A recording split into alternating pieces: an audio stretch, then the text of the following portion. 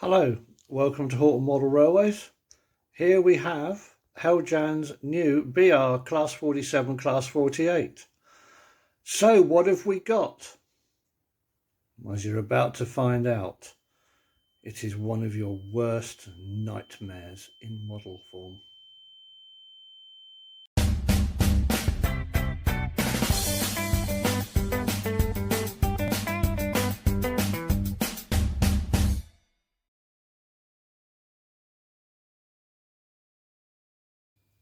Hello there, welcome back. Yep, this is the new Heljan BR Class 47.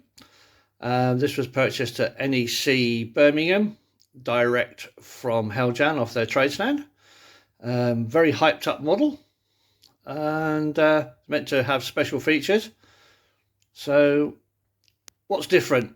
Well, let's have a look and see what it says on the side of the box. So it says premium features delivered as standard. LED lighting, well, I'd expect that. Sprung buffers, I'd definitely expect that. Powerful 5-pole motor, I'd expect that. DCC ready DCC sound versions. Okay. Cab engine room lights, that doesn't bother me. Cab lights are only on when the locomotive is stationary, and engine lights are only on when you're walking through the engine, which is normally when it's stationary. So, not over enthralled. So then, what do we get in the box? You get a Class 47. But I'm not going to bore you with how to open a box and how to lift it out of its foam packaging like some people. I mean, how they draw out videos is beyond belief. Thousands of tears later. Before we go to the model, here is your operating manual. Very nice. This is exactly like the handouts we used to get when we were doing Class 47 training from BR. And it's very interesting because it was done by Brush Salter, as shown there. And Heljan have put their logo in. Very, very novel. Sweet.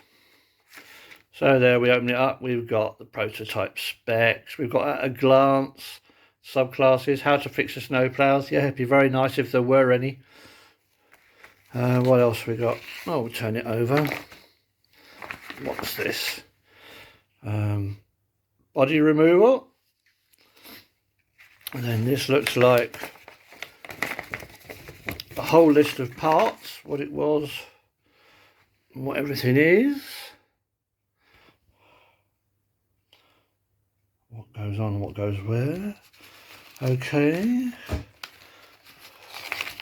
We've got that. We've looked at that. What else have we got? Oh, it's just that. So, yeah, that's pretty neat. Very handy, and I'm sure it's very interesting reading. Well done. Can't go wrong with that. Right, now let's get to the model itself. Ta-da! And this is what you get. Which, looking at it from this distance, seems okay. It doesn't look too bad.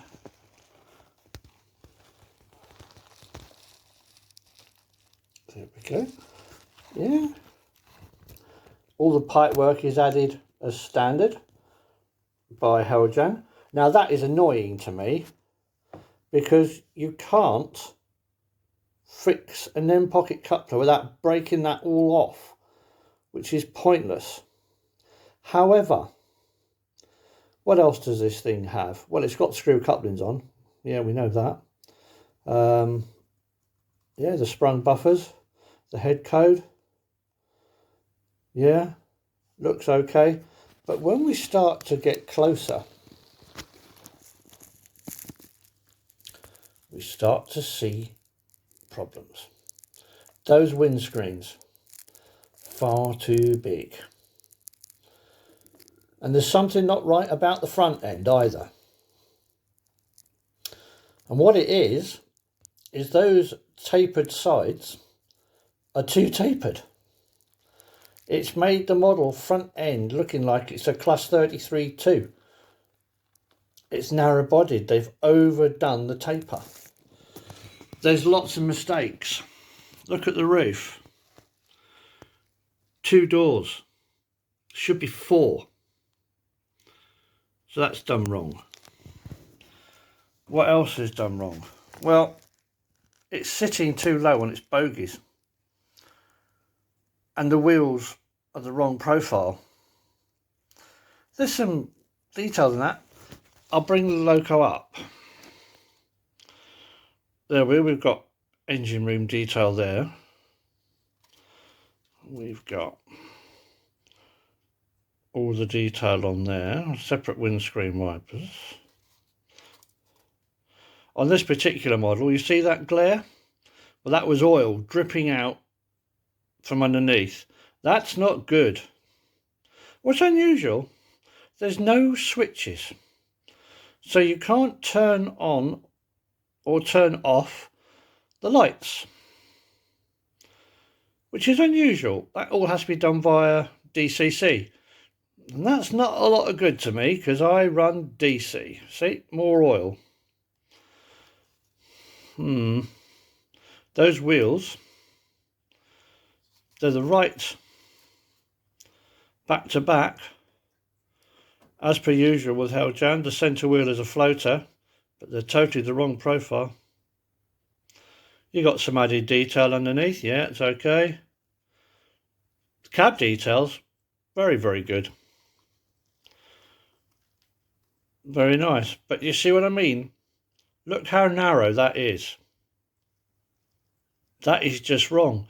The head code box is enormous when you look at it. The handrail underneath the window is straight. It shouldn't be straight. It should curve. The distance between the bottom of that head code to the buffer beam is phenomenal.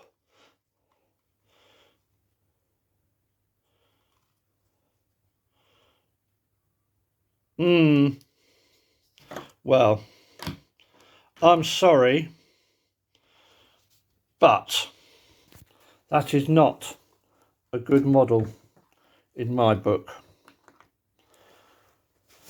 I've already contacted Heljan and told them that I'm very disappointed, and all the oil dripping out underneath, also the fact no detail impact.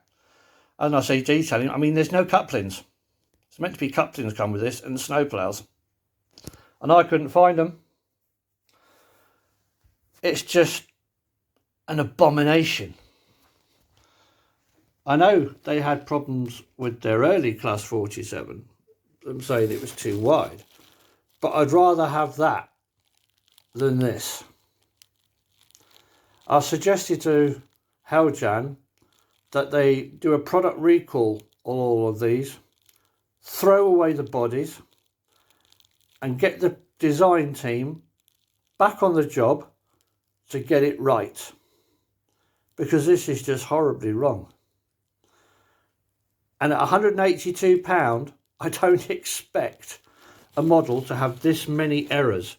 Another error, I don't know if you can tell from here, but the loco, the distance from the body shell base to the cant rail line is 3mm too high.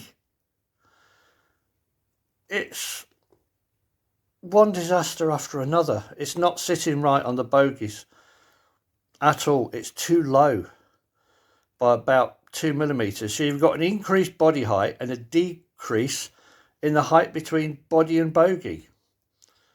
When does it end? I'm sorry, Heljan. This is a total wreck of a model. I don't know what you think you're playing at, but this is not the standard we modelers expect. So come on. You've really got to get your finger out when you've got the likes of Bachmann producing some really good scale models, even though they are ridiculously overpriced. But at least they've got the body dimensions virtually right. You've not even come close. This is worse than the last one. My suggestion to everybody, don't buy it. It's not value for money, it's wrong, and it's a waste of money. Okay, that's my honest review of this thing. Heljan want me to send them back to Denmark. So I'm also asking for the refund, not only for the locomotive, for what Jamie paid for it, but also for the postage, because this is just an abomination. It's the stuff of nightmares. And I've got to go sit down, have a coffee, because I can't believe a manufacturer can actually think they can get away with producing models like this, which are totally wrong and inaccurate. That's the end of this video. See you next time, people. Bye.